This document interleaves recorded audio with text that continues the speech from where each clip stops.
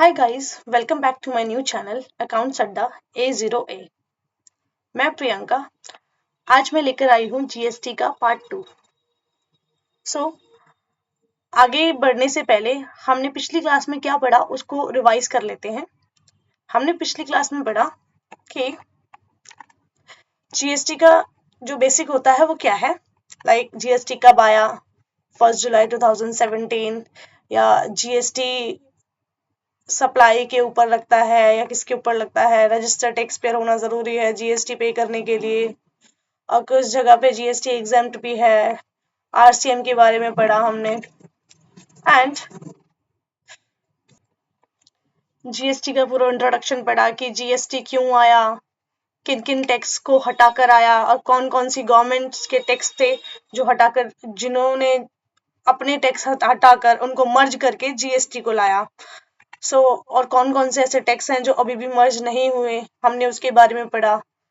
And हमने पढ़ा कि सेंट्रल इनडायरेक्ट टैक्सेस कौन से हैं जो जीएसटी में मर्ज हुए, और फिर हमने पढ़ा कि स्टेट इनडायरेक्ट टैक्सेस कौन से हैं जो जीएसटी में मर्ज हुए। एंड फिर हमने पढ़ा कि एम एंड पर्पस क्या था जीएसटी को लाने के लिए। तो मैंने ये सारे ही चीजें आपको पिछली क्लास में क्लियर की थी। अगर आपको इनमें से कुछ भी डाउट हो तो आप प्रीवियस वीडियो पे कमेंट कर सकते हैं। एंड अगर आपको पिछली क्लास देखनी है, नेक्स्ट क्लास समझनी है, तो इसके लिए एक बार पिछली क्लास देखनी पड़ेगी। आप प्लीज रेफर करके मेरे चैनल पे जाके ये पिछली क्लास रेफर कर सकते हैं। ठीक है, अब हम पढ़ते हैं पार्ट 2 जीएसटी का। आज की क्लास स्टार्ट करते हैं।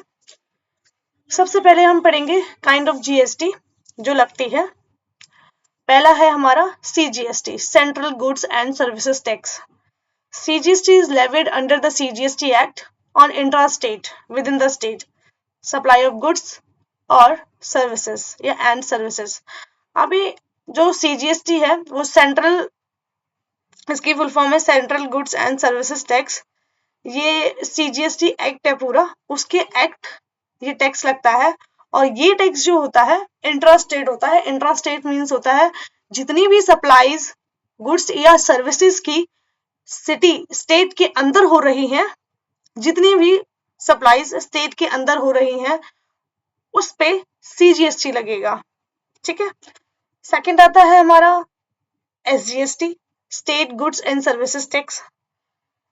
सेम ये भी इंट्रा स्टेट ही होता है, और ये भी विद इन स्टेट अगर किसी चीज की सप्लाई हो रही है गुड्स या सर्विसेज की तो विद इन स्टेट ही ये टैक्स लगता है। एंड एक आता है यूटीजीएसटी। यूटीजीएसटी यूनियन टेरिटरीज के लिए होता है, और ये एसजीएसटी की जगह पर लगता है। जैसे स्टेट गवर्नमेंट होती है वैसे यूटीजीएसटी यूनियन टेरिटरी भी होती है। तो यूनियन टेरिटरीज के लिए अलग टैक्स लगता है यूटीजीएसटी।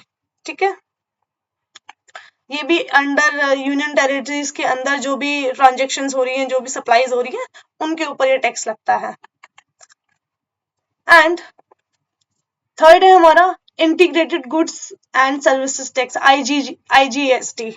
आईजीएसटी जो होता है वो आईजीएसटी एक्ट के थ्रू ही लगता है। इंटर स्टेट सप्लाई बोलते हैं इसे।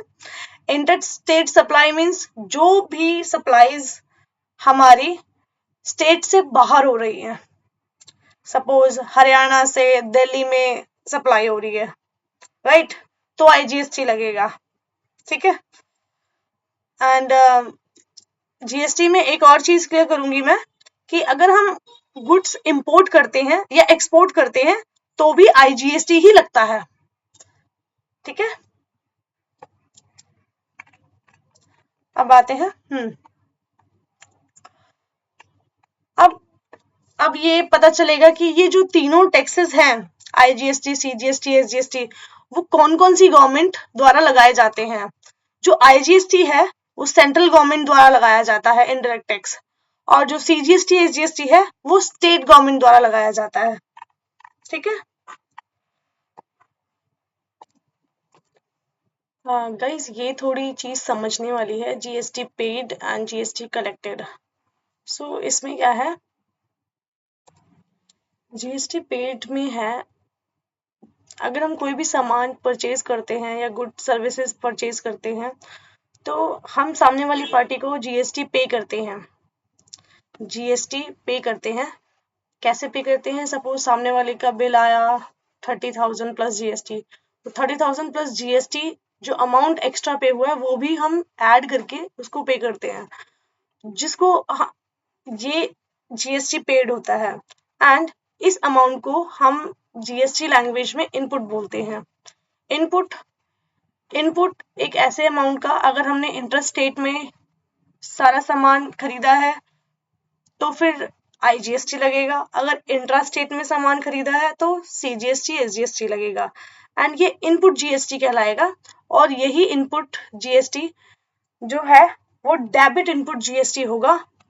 आगे अगर अब मैं बताऊं आपको, आगे जाके हम जीएसटी का एडजस्टमेंट एंट्री सीखेंगे, उसमें ये चीज काम आएगी कि जो जीएसटी इनपुट होता है वो डेबिट होता है अगेंस्ट ऑफ आउटपुट जीएसटी के। ठीक है, अब जीएसटी कलेक्टेड क्या होता है? जीएसटी कलेक्टेड सेल जब करते हैं गुड्स या सर्विसेज, ठीक है, तो आउटपुट जीएसटी जनरेट होता है। आउटपुट जीएसटी जो जनरेट होता है वो इनपुट जीएसटी के क्रेडिटेड में जाकर सेट ऑफ होता है।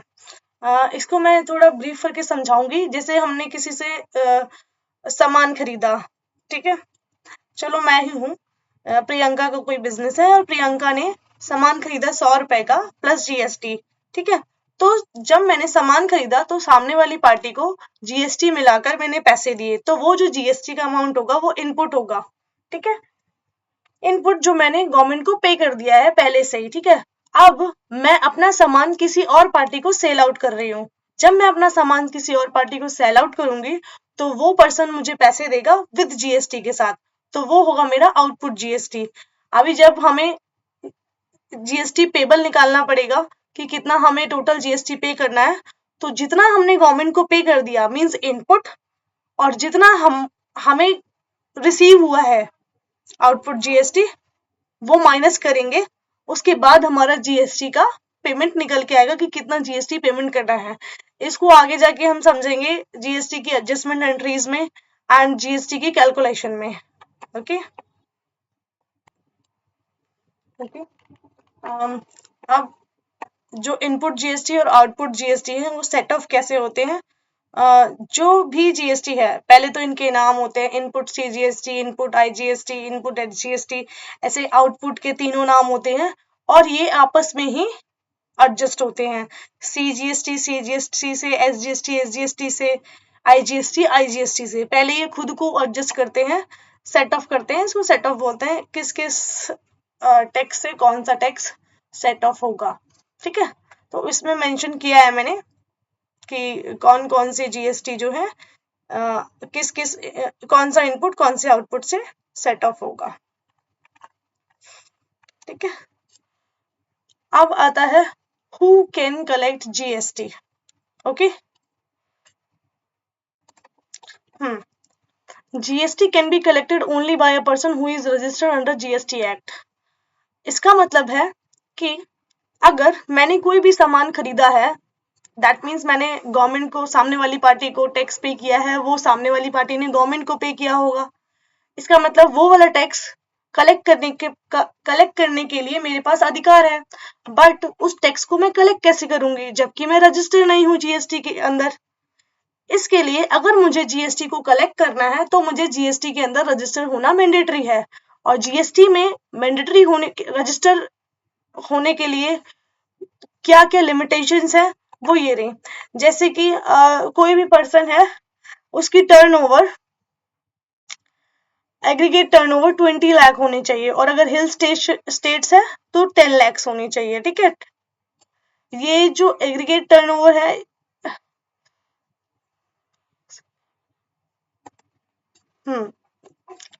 सो अगर इतनी लिमिट है एग्रीगेट टर्नओवर की तो must get themselves register under GST, right.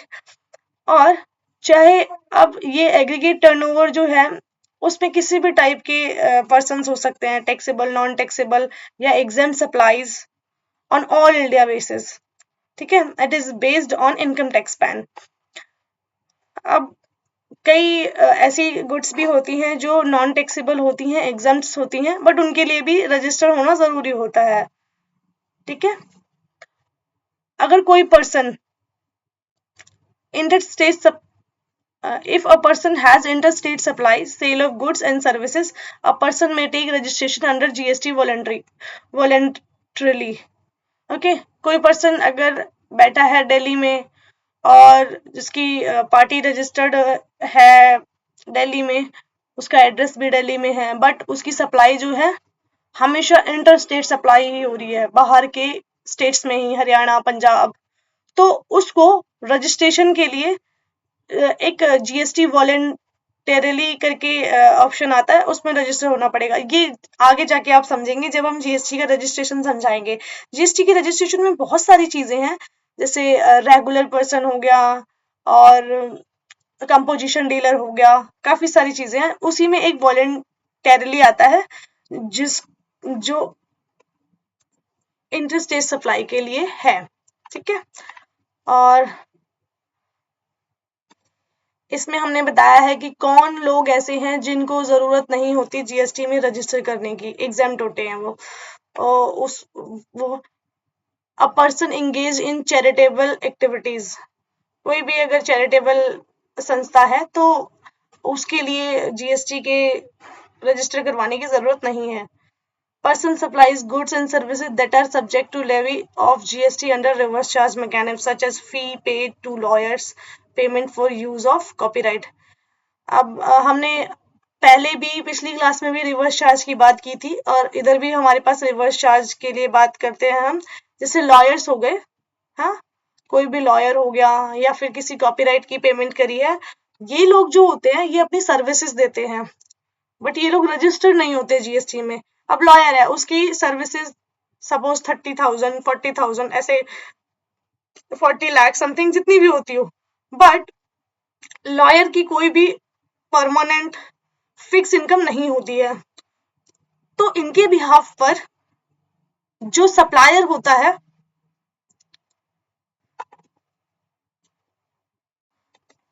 वो लॉयर होता है एंड लॉयर टैक्स पे नहीं कर सकता, सो इनको भी रजिस्टर्ड होने की जरूरत नहीं होती।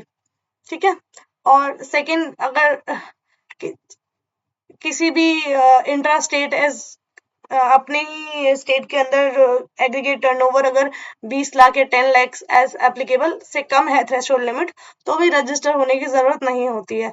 डॉक्टर्स होते हैं, इनकी अगर अगर वो डिस्पेंसिंग मेडिसिन का काम नहीं करते तो रजिस्टर होने की जरूरत नहीं होती है।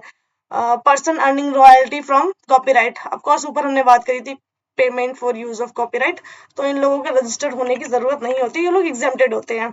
ठीक है। GST is levied on every supply of goods and services except on exempted goods or services except those exempted from levy of GST which are। अब कुछ ऐसे भी सर्विसेज होती हैं जिसमें जीएसटी एग्जाम्प्ट होती है जिन सर्विसेज के ऊपर, जैसे सैलरी, वेजेस, इसके ऊपर कभी भी जीएसटी नहीं लगता, इनकम टैक्स लगता है, वो सबको ही पता होगा। And educational service, right, health services, electricity, water, export out of India goods and services, कुछ भी हम बाहर भेजते हैं तो ऑफ कोर्स उस पर जीएसटी नहीं लगता है। And supply of services to government and supply to embassies of other countries, UNO extra. So extra कोई भी चीज अगर गवर्नमेंट को सप्लाई करेंगे तो ऑफ कोर्स जीएसटी तो नहीं लेगी गवर्नमेंट खुद से ही। ठीक है। और इलेक्ट्रिसिटी, वाटर के ऊपर भी ऐसा कुछ नहीं है, एजुकेशनल चीजें भी मैंडेट है कि उस पर जीएसटी ना ही लगे। बट एजुकेशनल में कौन सी सर्विस आती है, ऐसी एजुकेशनल सर्विसेज कौन सी जो एग्जम्प्टेड होती हैं। ठीक है। वो सर्विसेज जो एजुकेशनल इंस्टीट्यूट्स दे रहा है to its students, faculty and staff को। ठीक है। To an educational institution by way of transportation of students, faculty and staff, catering including any mid day meal scheme sponsored by central government, security or cleaning or housekeeping services performed in such educational institutions, and services related to admission to or conduct of examination by such institution up to higher secondary. ठीक है, अभी क्या है in education में बताया गया है कि ये इस टाइप की एजुकेशन पे जीएसटी एग्जाम्प्ट है, इनको रजिस्ट्रेशन लेने की जरूरत नहीं है। ठीक है,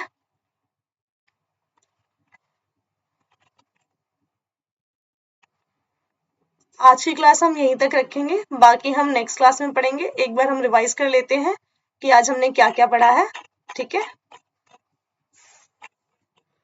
तो आज हमने पढ़ा है सीजीएसटी क्या होता है, एसजीएसटी, यूटीजीएसटी और आईजीएसटी क्या होता है। ठीक है, इंट्रास्टेट सप्लाईज जो भी होती हैं वो सीजीएसटी और एसजीएसटी में आती हैं और यूटीजीएसटी में भी आती हैं। अगर इंट्रा यूनियन टेरिटरी अगर कोई भी ट्रांजेक्शन हो रही है तो वो यूटीजीएसटी में आता है। एसजीएसटी की जगह पे यूटीजीएसटी यूज होता है। और आईजीएसटी में इंटरस्टेट मतलब आउट ऑफ स्टेट जो भी सप्लाईज हो रही है वो आती हैं और इंपोर्ट एक्सपोर्ट के लिए भी आईजीएसटी का ही यूज होता है। ओके, एंड कौन कौन सी गवर्नमेंट कौन कौन सा टैक्स लगाती है। आईजीएसटी सेंट्रल गवर्नमेंट द्वारा लगाया जाता है, सीजीएसटी एसजीएसटी स्टेट गवर्नमेंट द्वारा लगाया जाता है। हमने पढ़ा GST paid, GST collect. GST जो पे किया जाता है उसको हम इनपुट बोलते हैं और उसको एडजस्ट करते हैं आउटपुट से सेट ऑफ करते हैं। जीएसटी कलेक्ट जो होता है, जीएसटी कलेक्ट में जो हम गुड्स सेल करते हैं उससे हम जीएसटी कलेक्ट करते हैं और उसको बाद में क्रेडिटेड करते हैं, आउटपुट को सेट ऑफ करते हैं इनपुट से, जीएसटी के इनपुट से। ठीक है, फिर उसके बाद हमने पढ़ा कि सेट ऑफ कैसे होगा, ऑर्डर वाइज जीएसटी। ये 3 जीएसटी के नाम है, इनपुट और आउटपुट के, ये आपस में एक दूसरे से सेट ऑफ हो जाते हैं। नेक्स्ट है कौन जीएसटी कलेक्ट कर सकता है। सो जो रजिस्टर्ड पर्सन है वो जीएसटी कलेक्ट कर सकता है। एंड किसको जरूरत होती है जीएसटी में रजिस्टर्ड होने की, किसको मैंडेट होता है रजिस्टर्ड होने के लिए, जिसकी एग्रीगेट टर्नओवर 20 लाख और 10 लाख फॉर हिल स्टेशन के लिए होती है, उसको जरूरत होता है रजिस्टर्ड होने के लिए। एंड ये कोई भी पर्सन हो सकता है, taxable non taxable exam supplies वाला, ऑल ओवर इन इंडिया। ठीक है, एंड जो पर्सन इंटर स्टेट में बैठ के इंटर स्टेट की सप्लाई करता है उसको जीएसटी वॉलंटरली में रजिस्टर होना पड़ता है। ठीक है, अब हमने पढ़ा है इसके बाद कि कौन कौन से ऐसे पर्सन है who not required to register. ठीक है, वो है पहला चैरिटेबल एक्टिविटीज जो करते हैं वो लोग, वो बॉडीज। एंड सेकंड अपना आरसीएम में लॉयर्स आते हैं और जो लोग रजिस्टर नहीं होते हैं जैसे ट्रांसपोर्टेशन कंपनी वगैरह, ये सब आरसीएम में आते हैं। और जिनकी थ्रेशोल्ड लिमिट कंप्लीट नहीं होती इंट्रा स्टेट में 20 लाख और 10 लाख, वो उनको भी जरूरत नहीं होती। ठीक है, डॉक्टर्स अगर उनका डिस्पेंसिव और मेडिसिन का काम नहीं है तो डॉक्टर्स भी रजिस्टर नहीं होते। ठीक है, persons earning royalty from copyrights, इसको भी जरूरत नहीं है रजिस्टर होने के लिए। और इधर हम अभी हमको बताया लेवी ऑफ जीएसटी, किन किन चीजों पे जीएसटी नहीं लगता है, एग्जाम्प्टेड है वो चीजें। Salary and wages, educational service, health service, electricity, water, export out of India. ठीक है, supply services to government, supply to embassies of other countries. ठीक है, लेवी ऑफ जीएसटी वही एजुकेशन का मीन्स क्या है, जो एग्जाम रहेंगी who not need to required registration, वो है अपना वो इंस्टीट्यूशंस जो कि हायर एजुकेशन देते हैं। ठीक है, या फिर हाउसकीपिंग की सर्विस देते हैं, क्लीनिंग वाली, या केटरिंग की सर्विस देते हैं। ठीक है, या मिड डे मील जो स्पॉन्सर करता है सेंट्रल गवर्नमेंट के द्वारा, इन लोगों को रजिस्टर होने की जरूरत नहीं होती है। ओके, ठीक है, तो आज हमने जो पढ़ा, हमने कल जो पढ़ा, हमने आज जो पढ़ा, हमने इन सब का रिवीजन किया है। और इस रिवीजन के साथ अगर आपको वीडियो अच्छी लगी हो तो प्लीज शेयर, सब्सक्राइब, कमेंट करना ना भूलें। प्लीज वीडियो को आप जितना हो सके उतने शेयर करें, क्योंकि ये मेरा नया चैनल है। अगर आपको कोई चीज समझ ना आई हो तो प्लीज आप कमेंट कर सकते हैं। एंड अगर किसी चीज में आपको किसी तरह का भी कुछ मिसकॉन्सेप्ट लग रहा है तो आप उसके लिए भी कमेंट कर सकते हैं। बाकी ये वीडियो आप लोगों के लिए काफी ही सफिशिएंट है। आप किसी भी चीज में इस नॉलेज को यूज कर सकते हैं। ये आज के लिए इतना ही। Thank you so much. Bye bye. Next video लेकर आते हैं कल।